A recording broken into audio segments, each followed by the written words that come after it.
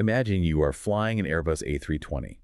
You are maybe 100 feet off the concrete, descending at 700 feet a minute. Right in the thick of it. Exactly. You look out the windshield, and there is absolutely nothing but this blinding, impenetrable wall of gray fog. Oh, yeah. You're approaching the ground at 140 knots, and you literally cannot see the runway. So the question is, do you trust the computer blindly to put the wheels on the center line, or do you grab the stick and take over?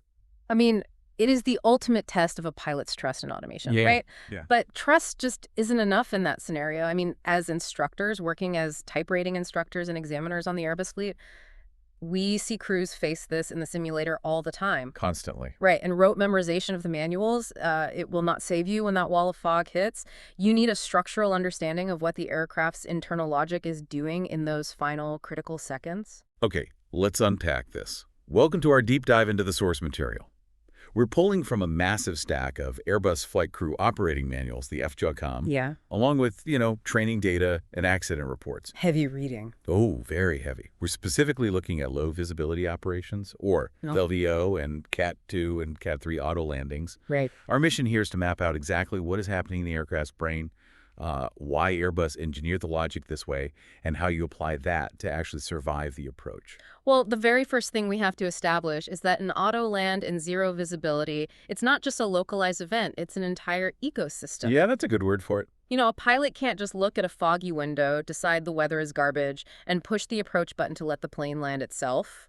The airfield itself has to be fundamentally reconfigured into a state called low visibility procedures, or LVP. But wait, why does the airport care what buttons I'm pushing in the cockpit?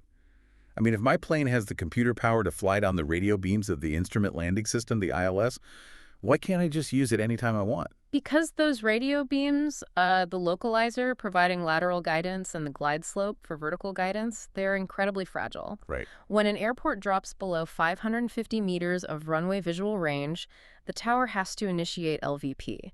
And that takes, 10 to 15 minutes of physical coordination on the ground. They're literally firing up secondary backup generators for the airfield lighting, right? Exactly. Because think about it. If the city grid drops out just as you are flaring at 30 feet, the inner 300 meters of approach lights and the touchdown zone lights, they must switch to backup power in under 1 second. Wow, so there's this massive ground effort happening before you even start your descent. And they are physically clearing the area around the runway, creating those massive ILS-sensitive areas.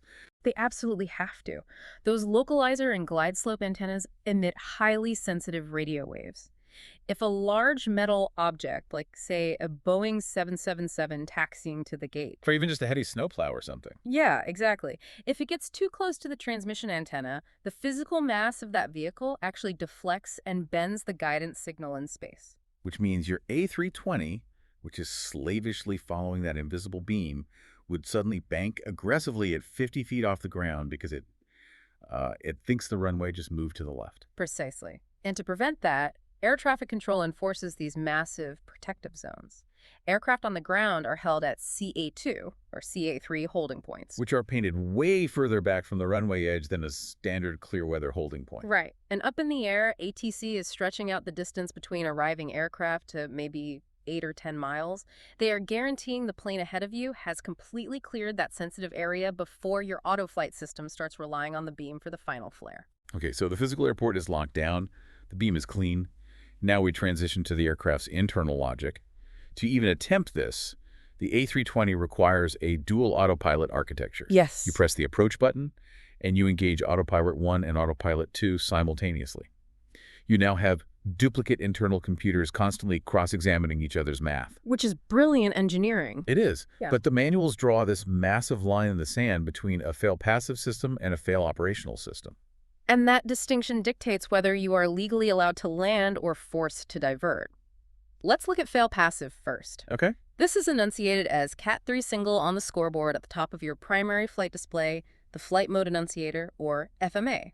Fail passive means that if a computer channel fails or an autopilot drops offline close to the ground, there is no backup ready to take over the auto land. So it just quits. It disconnects cleanly, it leaves the aircraft in a stable, trimmed state, but it just hands the controls back to the human. But human reaction time is entirely insufficient to manually take over and salvage a landing in fog at 50 feet. Not a chance. So the pilot's only option is to immediately pull the thrust levers to full power and execute a go-around. Wow. Yeah, because you have to manually escape if things go wrong. The lowest you can fly a fail-passive approach is to a 50-foot decision height. So is fail operational basically like having a highly trained co-pilot whose hands are hovering over the yoke, ready to instantly grab it the millisecond you let go, whereas fail passive means if you drop the ball, you're just falling out of the sky? It's a bit more robust than a human co-pilot, honestly. In a fail operational system, which shows up as Cat3 DUL, you have active parallel computing redundancy. Like a continuous voting system. Exactly. If one computational lane starts spitting out bad data or fails entirely, the system doesn't just hand it to a co-pilot, it immediately votes out the faulty computer. So the remaining slave autopilot instantly becomes the master. Right. It seamlessly assumes control and finishes the flare and touchdown without a single millimeter of interruption to the flight path. And because the machine never actually drops the controls, it allows us to push the minimums down to terrifyingly low numbers. We're talking a 15-foot decision height, or even no decision height at all. You just monitor the instruments until the wheels squeak on the paint. Yep. The flight management and guidance computer is actively monitoring the health of all its internal sensors, receivers, altimeters, hydraulics, to decide whether to offer you Cat3 single or Cat3 dual. So the computers are voting, the airfield is sterilized, and we're established on the localizer beam. But the humans sitting in the seats still have to physically acquire some sort of visual reference at the very bottom. They do. How do you prepare the cockpit environment for that specific visual transition? It actually starts with basic physical geometry long before the final approach fix. The A320 flight deck is really unforgiving if you adjust your seat incorrectly. The physical structure of the glare shield, the panel just below the windshield, creates a strict 20-degree visual cutoff angle. Which means if I'm on a standard 3-degree downward glide path, holding a typical 4-degree nose-up pitch attitude on final, my actual downward viewing angle is restricted to about 16 degrees below the horizon. Yes. And pilots align their seating position using those two little indicator balls mounted on the center windshield pillar. You just adjust your seat until the red ball hides the white ball. Right, the classic eye position indicator. Exactly. If a pilot gets lazy and sits too low, that glare shield cuts off their downward viewing angle even further. At a 50-foot decision height, sitting just a few inches too low literally robs you of the visual segment of the runway approach lights you desperately need to legally continue the landing. And beyond just physical geometry, there's a massive issue with how we manage the screens. We have massive glowing monitors directly in front of us. The primary flight display, the navigation display, the central engine monitors. If those are left at daytime brightness, they ruin your night vision. Oh, completely. Every single screen in that cockpit must be heavily dimmed. If you are staring at bright LCDs in a dark cockpit, your pupils constrict. Yeah. When you look up at minimums, you will completely fail to acquire the dim, foggy glow of the approach lights outside. Which brings up a massive threat and error management point that feels entirely backwards. I mean, from day one of flight school in a Cessna, pilots are hammered to see and avoid. Right, turn everything on. Exactly. Turn on every light you have to maximize visibility.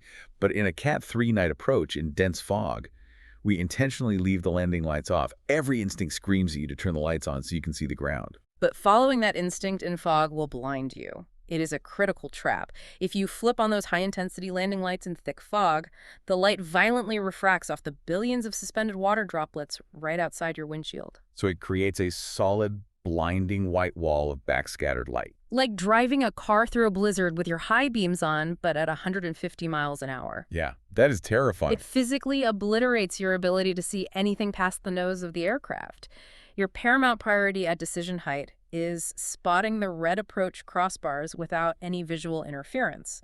So the strict operating procedure is keep the landing lights off until you are safely rolling out on the runway concrete.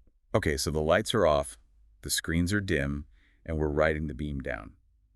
As we descend, the A320 doesn't just smoothly glide, right? It executes a highly precise sequence of logical gates based on its radar altimeter. It systematically verifies its own integrity. This is where task sharing becomes critical. The pilot monitoring must be hyper-focused on the FMA scoreboard. At 400 feet, the system electronically freezes the selections on the main control panel. Why exactly 400 feet? To prevent a pilot from accidentally bumping the altitude knob or heading dial with their hand, that would inadvertently disconnect the approach mode when you are seconds away from the ground. Then, at 350 feet, the autopilot must engage land mode. And if the pilot monitoring doesn't see land on the FMA by 350 feet, they call it out and you go around. Absolutely. You don't try to fix it. But assuming land engages, we continue down to the 100-foot gate. The automated voice announces 100. This is the alert height. And we really need to clearly separate alert height, AH, from decision height, DH. A lot of pilots blur these two together, but they serve completely different masters. Decision height is a visual assessment gate for the human being. It is the altitude where the captain must look out the window and answer the question, do I have the required visual reference to land? And the requirements for that visual reference change based on how much computer redundancy we have. Right. If we're doing a C2 approach, the human needs to see a segment of at least 3 longitudinally aligned lights plus a lateral crossbar element. But for CT2, you only need one single runway centerline light. Why does the requirement drop so drastically? Because in a CTIB approach, the aircraft's internal gyros, its yaw dampers, and its automatic rollout logic have completely taken over the burden of keeping the aircraft laterally centered on the runway. Oh, I see. The single light isn't there for the pilot to actively steer toward. It's merely there for the human brain to verify that the computer's math matches the physical reality of the pavement. Okay, so decision height is for the human. What about the 100-foot alert height? Alert height is a system redundancy gate for the machine. On the A320, alert height is fixed at 100 feet on the radio altimeter. The engineering genius of this aircraft is what happens at this exact altitude. Once you descend below 100 feet, the redundancy status on the FMA is electronically frozen. Wait, so below 100 feet, the computer essentially closes its eyes to failures. Like if a secondary computer explodes at 80 feet, it just ignores it. Well, the computer doesn't close its eyes. It is still actively monitoring every microadjustment. What it does is suppress distracting FMA downgrades and lock out the triple-click master warning audio. Okay, why would it suppress a warning? Airbus engineers calculated the mathematics of risk. Below 100 feet, you have roughly 8 seconds of flight time remaining before touchdown. The statistical probability of a second, independent, critical failure occurring in those specific 8 seconds is astronomically low. So if one of the dual autopilots drops offline at 80 feet, the remaining autopilot is already flying the plane perfectly. Precisely. The system is intentionally designed to stay quiet. It lets the human crew focus entirely on the flare and touchdown without being startled by a loud warning bell for a redundancy loss that, practically speaking, no longer matters to the safety of the landing. That is brilliant. Which brings us to 40 feet, where the FMA transitions to flare mode and the pitch gently increases. At 30 feet, the autothrust commands a reduction to idle, and the aircraft physically yells, "Retard." Yep, iconic sound. Yeah. The pilot physically pulls the thrust levers back so the ground spoilers can arm. But what if something breaks that the plane absolutely cannot ignore? We have to draw a hard line between anomalies that stripe above that 100-foot alert height versus below it. Let's say you're fully configured Cat 3 DUL hell on the FMA. You're at 180 feet, which is above the alert height. Suddenly one of your flight augmentation computers, the FAC, fails. Okay, since I'm above the AH, my redundancy is lost. The system reacts instantly. The FMA downgrades from Cat 3 DUL to Cat 3 single and allowed triple-click sounds. Now, my actual runway visibility outside is probably 100 meters, which is way below the legal minimums required for a Cat 3 single approach. Right, which means you no longer have the legal or technical capability to land. An immediate go-around is mandatory. But wait, can't the pilot monitoring just quickly flip open the Quick Reference Handbook, the QRH, look up the new minimums, and brief it really fast? We have 180 feet to go. Absolutely not, and attempting to do so is a fatal trap. Reverting to higher minima and rebriefing an approach is only permitted if the aircraft is above 1,000 feet.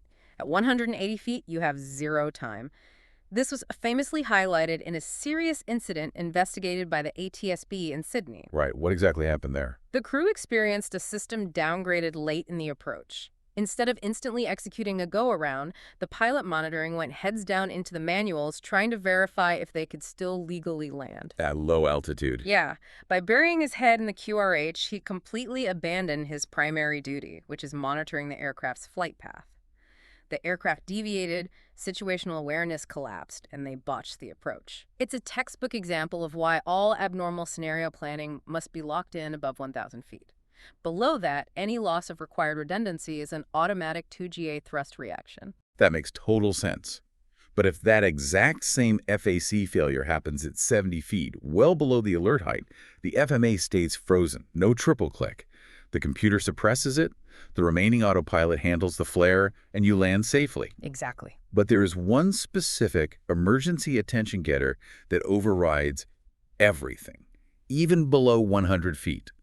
The glaring red Autoland light on the glare shield. Yes. That light activates below 200 feet, and it triggers for 5 catastrophic reasons that mean the aircraft is actively departing the safe flight envelope. Okay, let's go through them. Sure. It flashes if you experience a complete loss of both autopilots. It flashes if your localizer deviation exceeds a quarter dot, meaning you are drifting off the center line, or your glide slope deviation exceeds 1 dot, meaning you are diving or floating. Right. It triggers if the radio beam signals are lost entirely. It triggers if your 2 radio altimeters have a mismatch of more than 15 feet, which completely ruins the computer's ability to calculate the flare. And lastly, it triggers if the computers detect an abnormally long flare, and you are eating up runway without touching down. So if I'm staring down the barrel of that runway at 120 feet, struggling to see a single light through the fog, and that red Autoland light starts flashing in my face, do I evaluate? Do I troubleshoot the radio altimeter? No, it must be pure disciplined muscle memory. The activation of the red Autoland light is a non-negotiable, mandatory go-around trigger. No troubleshooting. Period.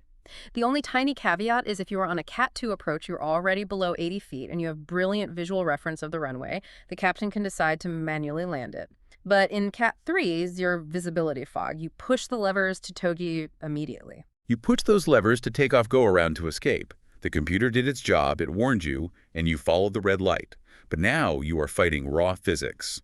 Executing a go-around near the ground at ultra-low speeds with the landing gear down and flaps fully extended introduces lethal aerodynamic threats. It's an energy management crisis. I mean, modern turbofan engines are massive. When they are stabilized at ground idle during the flare and you suddenly command full TOW-GA thrust, they suffer from spool-up lag. Yeah, big heavy fans take time to spin up. Exactly. It takes air and fuel time to mix and ignite. It can take up to 6 seconds for those engines to accelerate from idle to full power. 6 seconds is an absolute eternity when you are 30 feet above the concrete. Yeah. You push the levers, and there's just terrifying silence in the cockpit. It feels like forever. Right. Because of that spool-up lag and the massive drag of your flaps and gear, the floor drops out. The aircraft will initially lose altitude. If you initiate a go-around from idle at 30 feet, the A320 could drop up to 40 feet before the engines bite, and a positive climb is established. And this is where the startle effect kills crews.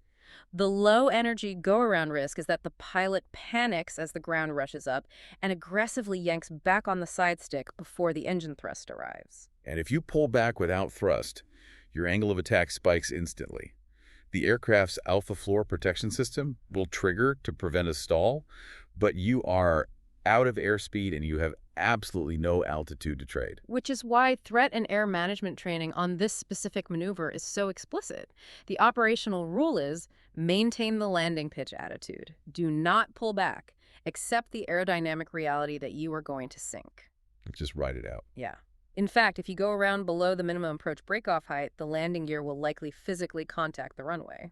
That must take an incredible amount of psychological discipline. I mean, to feel the wheels hit the concrete during a go-around, to hear the engines roaring while the plane is still sinking, and completely resist the human urge to grab the stick and rip it backwards. It demands supreme discipline. You hold the attitude, you let the engine spool, you accept the bump on the runway, and you do absolutely nothing with the landing gear until you have positively verified a climb rate on the altimeter. But there is one final trap we have to talk about, and it happens right at the end. The rollout disengagement trap. Right. Because let's say you cross the threshold, the flare is good, the wheels touch down smoothly. The FMA proudly displays rollout. The dual autopilots are now actively steering your nose wheel down the runway center line using the localizer signal, keeping you perfectly straight at 130 knots in zero visibility. But the pilot's hands are hovering over the controls. If the pilot flying applies even a slight instinctual manual input to the side stick or the rudder pedals, it instantly disengages the rollout guidance. And suddenly you are hurtling down a foggy runway at 130 knots, manually steering an 80-ton aircraft using a tiller when you can't even see the runway edge lights. It's terrifying. And it happens because pilots feel the wheels touch, and their brain just says, I'm on the ground, I drive now. The pilot must keep their hands off the side stick during the automatic rollout until the aircraft is at a safe taxi speed. Wow. So to bring this all together, for you, the pilot in the left seat, mastering low visibility operations isn't just reciting limitations from the FCOM. It means understanding your precise visual geometry so you aren't blinded by your own glare shield. Yeah. It means managing the lighting so backscatter doesn't blind you in the fog. It means understanding why the FMA freezes below the 100-foot alert height, respecting the absolute non-negotiable authority of the red Autoland light, and managing the terrifying aerodynamic reality of a low-energy go-around without panicking when the wheels hit the pavement. It's about building a mental model of the aircraft's logic so robust that your actions become decisive, unhesitating, and mathematically predictable. Which leaves us with a final thought on the paradox of modern automation. In extreme low visibility, operators enforce incredibly strict task-sharing rules. Very strict. One pilot might stay entirely heads up, straining to find a single runway light, while the other stays entirely heads down, completely trusting the synthetic world on the primary flight display. Yeah. So does the ultimate safety net during a CAN3 approach actually lie in the flawless computational redundancy of the fail operational autopilot? Or does it lie in the human crew's ability to maintain rigid, almost unnatural psychological discipline, intentionally suppressing their physiological instincts to take control?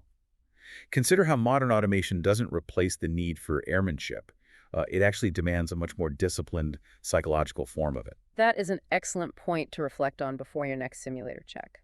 So next time you're on the line and that wall of fog is rolling in over the touchdown zone, remember exactly what's happening on the other side of that FMA.